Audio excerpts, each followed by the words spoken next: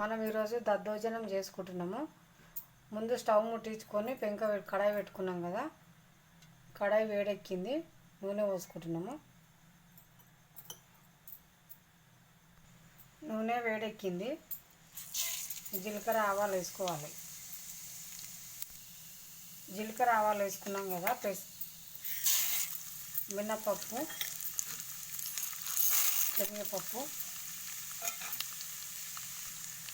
వేసుకున్నాక మంచిగా కలుపుకోవాలి.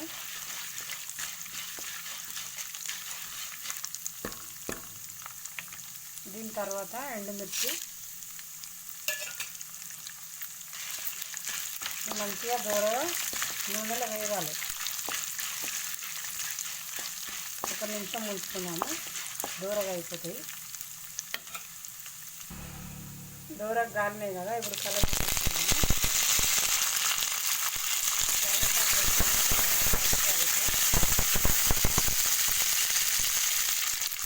దీంట్లోనే రుచికి సరిపడా ఉప్పు వేసుకోవాలి. నేనైతే 2 చెంచాలు వేసుకుంటున్నా. అల్లం వెల్లిగడ్డ 1 చెంచా,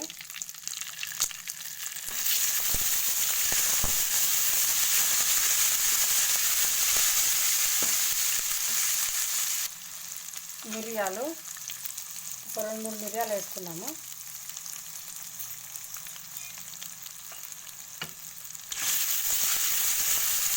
ఇట్లా అన్నం వేసుకుందాం, ఉడికించిన అన్నం వేసుకోవాలి. ఇట్లా వేసుకొని మంచిగా కలుపుకొని వేసుకొని కలపాలి మంచిగా.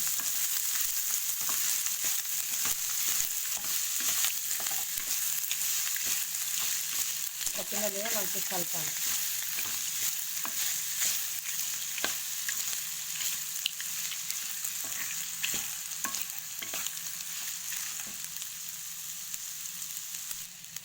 ఇప్పుడు పెరుగు పోసుకున్నాము. ఒక బుడ్డ గిన్నె నిండా పెరుగు పోసుకోవాలి.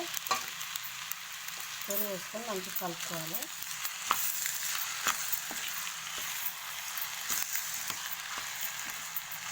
ఇంకా 1 నిమిషం ఉంచుకొని దించేసుకున్నాం. ఇక దద్దోజనం రెడీ అయిపోయింది.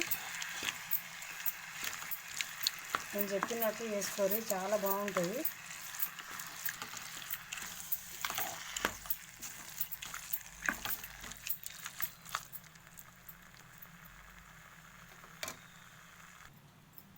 దద్దోజనం రెడీ అయిపోయింది. నేను చెప్పిన విధంగా వేసుకోరు, చాలా బాగుంటుంది. ఎవరైనా నేను చెప్పినట్టు వేసుకురనుకో, ఎవరైనా తింటారు.